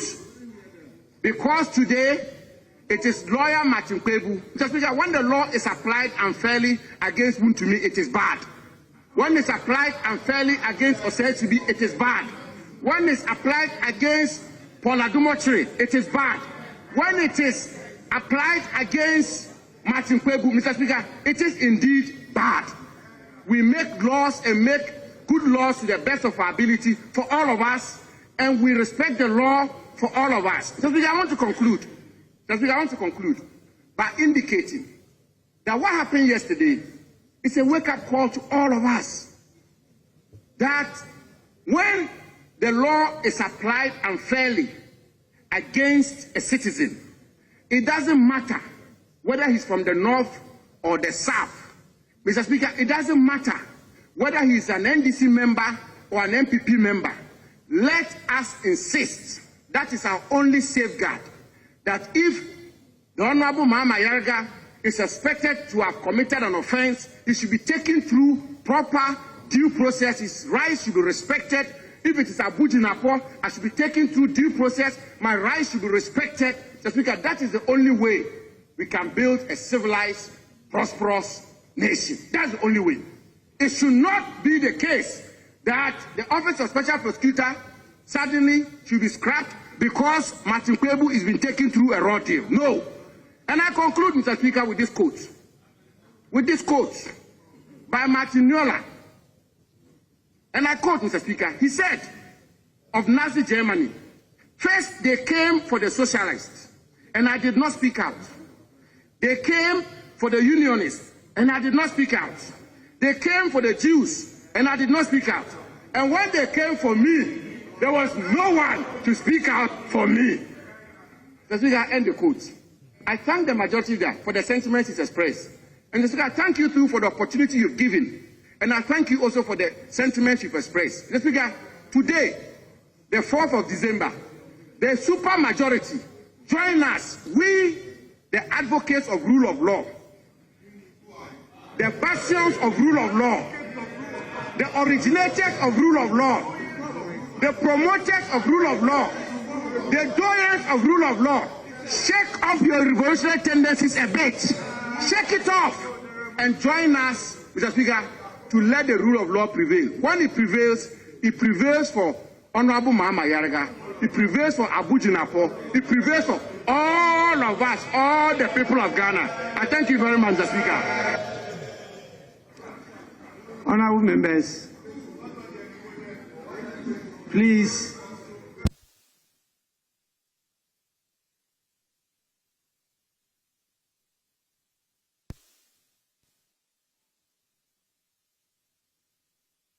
I don't think there's moral authority in this House to pontificate on this matter.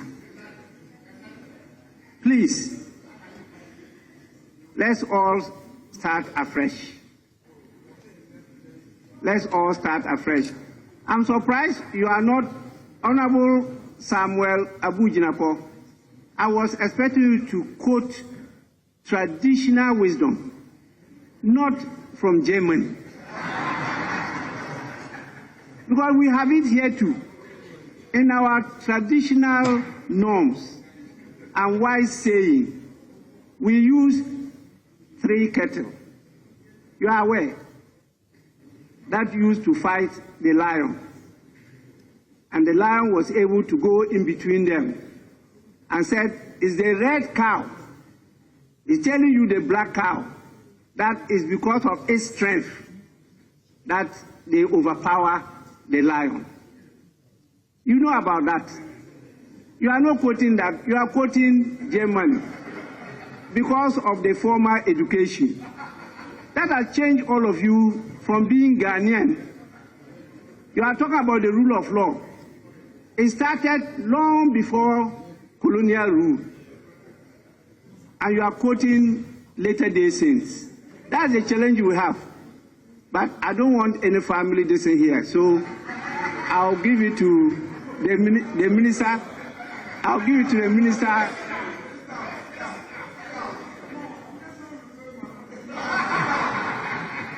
That is why I say family.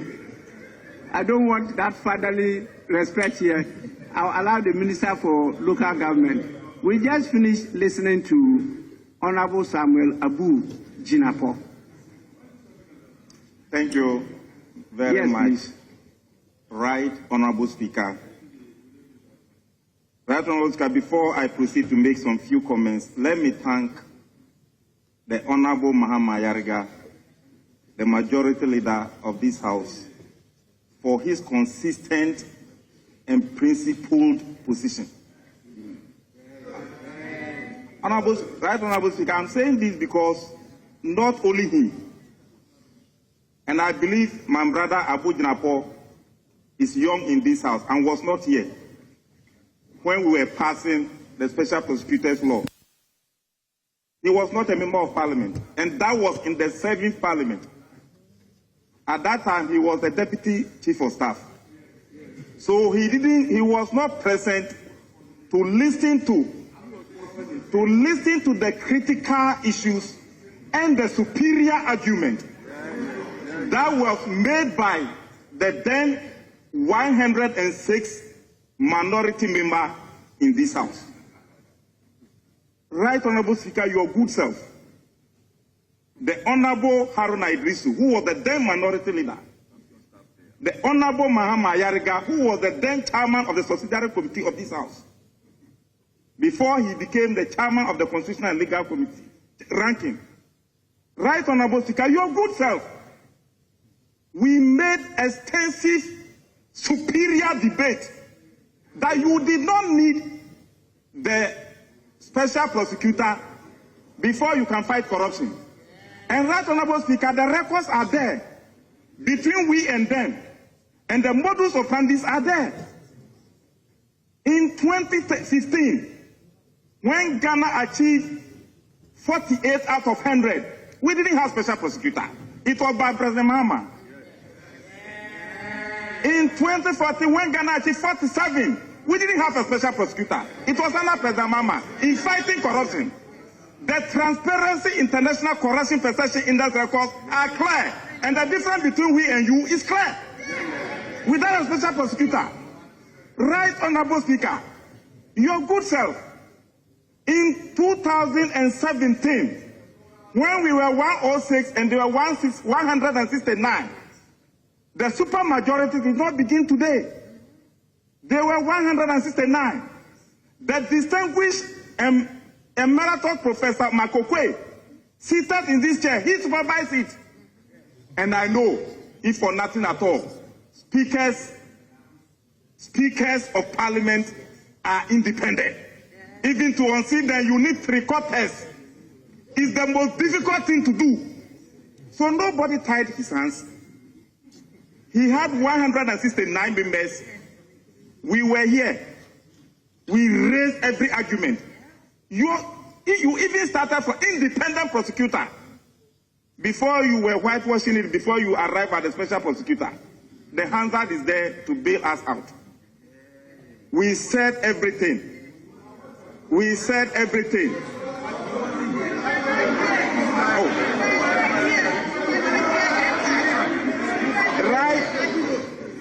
Right on. You see? Right Honorable Speaker. You see? Clearly. Oh.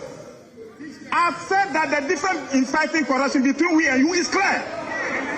And Right Honorable Speaker, you remember, you said it, that the special prosecutor and a second deputy speaker then, Mr. Speaker, your good self, you made a superior argument there, here, that the special prosecutor was not coming to serve any good purpose. I still remember. The Honorable Mahama Yariga made similar argument. We were perceived as if we did not want the special prosecutor and we did not want to fight corruption. We said, do it and let us see. How many of your colleagues are there? Let's put that one aside. Mr. Speaker, even your presence in the chair and your opening of parliament to fight corruption alone was able to help fight corruption more than even the special prosecutor. If Parliament would do its work well, when they had the 169, we were just here. Every law that came, every opposition we staged, they would tell you, put the question. They had the numbers. That is what you did. But Mr. Speaker,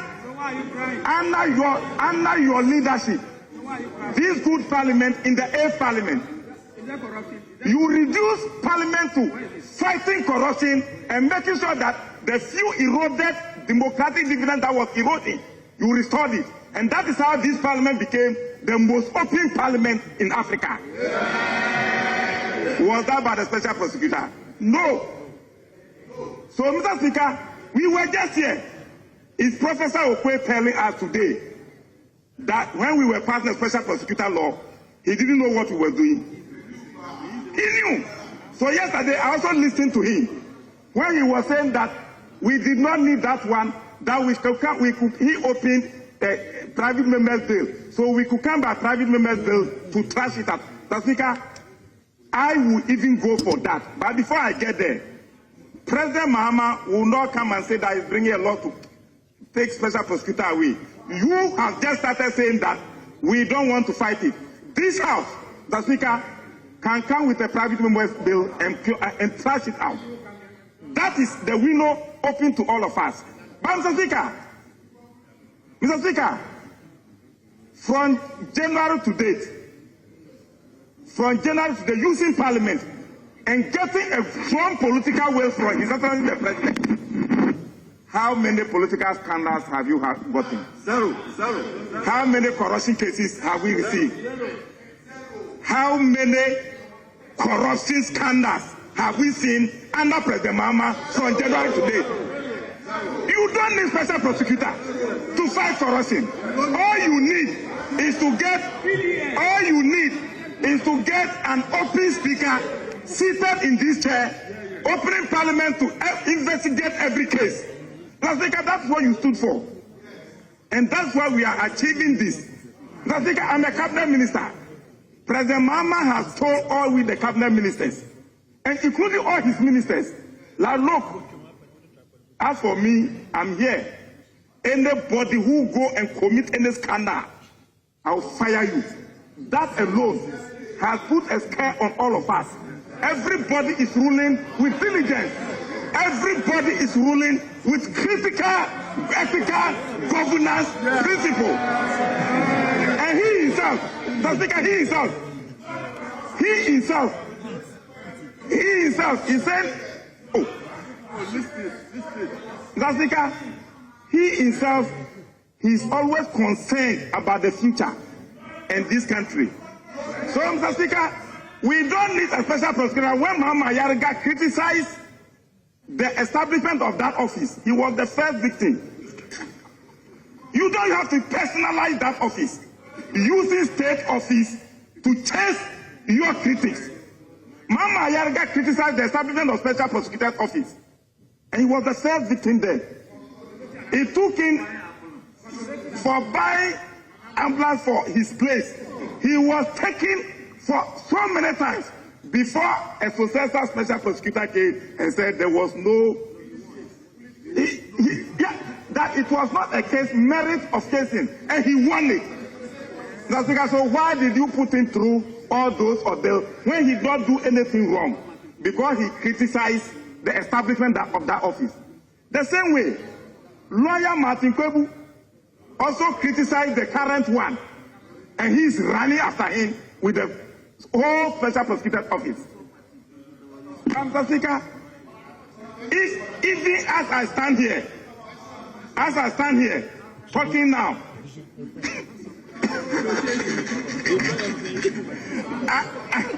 Mr. Speaker, is it that we cannot criticize state offices? And should we use state offices to pursue our political or our personal opponents who criticizes us? How many times have you been criticized? Even the longest serving legislator in this country. But you've opened up. With your experience, Mr. Speaker, Parliament can help fight corruption. Parliamentary committees, Mr. Speaker, local government committees sit in open, public accounts sit in the open, most parliament committees sit in the open. That alone can help fight corruption. What you need is having a strong ethical leader like President Mahama, with strong corruption fight records, endorsed by the Transparency International as the most fighter of corruption in Ghana than any president. And Mr. Speaker, with Africa endorsing you as the most open parliament and the most open speaker, even with 188 or 89 MPs, with super majority, what can you use these numbers for? But you are still protecting divergent views and the consent of the minority to safeguard democracy. Mr. Speaker, Ghana is blessed in having you. Mr. Speaker, we are blessed in having you. And with you in the chair, I was always worried, seated here, when Parliament was only interested in passing laws. Mr. Speaker, you changed the jail. You have changed everything. Parliament was just passing laws. And even in passing the laws, some could go to the Supreme Court and could be trashed. And today the Speaker himself is saying that some of the laws are not even needful. Then what were we doing when you had 169? What were we doing?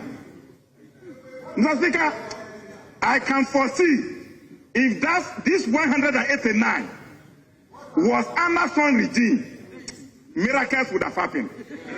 But thank God it is you. And it is President Mahama in the chair. On that note, my brother Abu Napo is not there. On that note, Mr. Speaker, with the special prosecutor, the highest mark of President Akufo-Addo in fighting corruption was 43/100. corruption perception index is 43 over 100. Mr. Speaker, he will go to 40, 43, 40, 43, 40, 43. He couldn't pass 43. Mr. Speaker, the worst performance of President Mahama in fighting corruption was 43. The highest was 48. The medium was 47. Our worst performance in fighting corruption was your highest mark between we and you. The records are clear. That is the records. What you could say was that, oh, we have given this budget to the special prosecutor. We have given this budget to the Attorney General. We have given this budget. We've given more money to the corruption fighting institutions. And what was your record? What was your record? So, Mr. Speaker, on that note, I go by the proposal for the scrapping of the Special Prosecutor's Office and resourcing the Attorney General and Minister for Justice Office. That is what we use and have the highest mark in fighting corruption. You don't create bureaucracies and think that you are fighting corruption. You don't create bureaucracies and think you are fighting corruption. Mr. Speaker, on that note, my colleagues on the other side, I have now seen clearly that in the corruption debate, in fighting corruption, we are far better than them. Thank you, Mr. Speaker, for the opportunity. Honourable members, I think the message from the House is clear, and we are happy that we have senior members outside the House, former speakers, supporting this message. And so we'll proceed not to direct you, but to urge you on to do what is proper. If we all agree that it is serving no purpose, we know what to do as a House. And so we'll do that.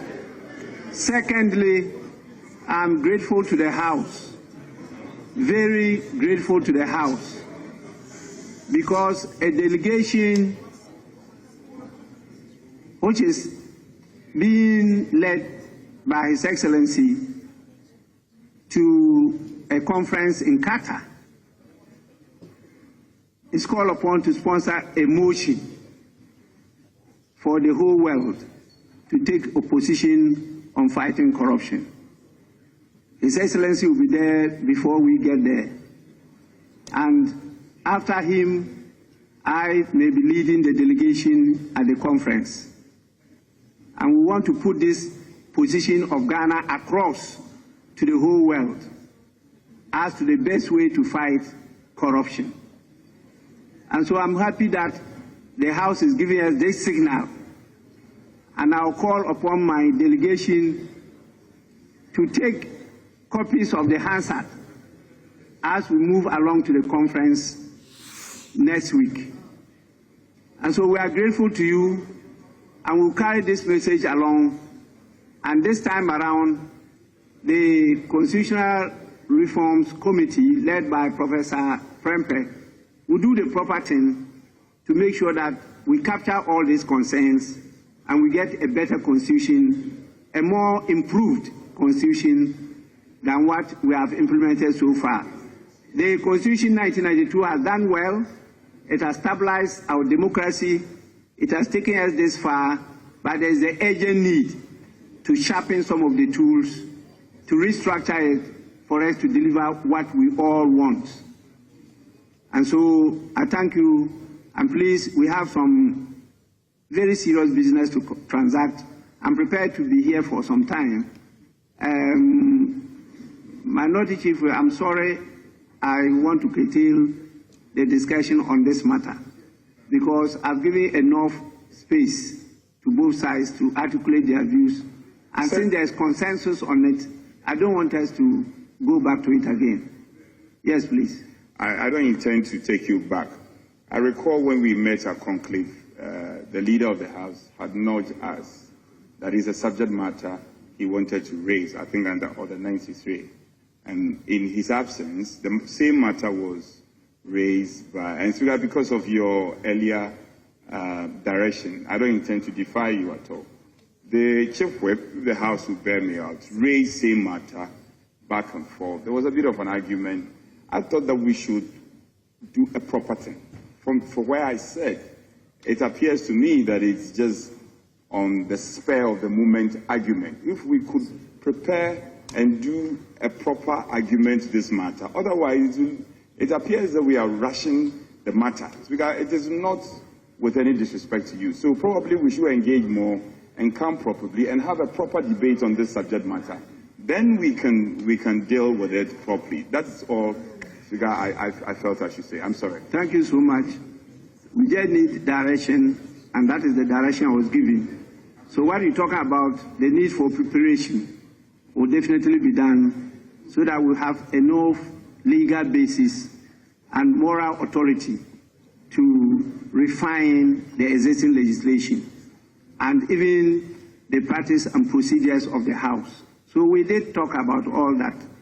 We will not just on the spur of the moment do a knee-jerk reaction, and mess up the situation. So please, let's continue with the business. We got to item 27. That was adopted. Now we're moving to, in fact, we even adopted item 28. We're now moving to item 29, where my attention was drawn that there are some other businesses they wanted to look at. So yes, Majority Chief. Item number 29, we want to pray you to move to other paper addendum so we can take motion.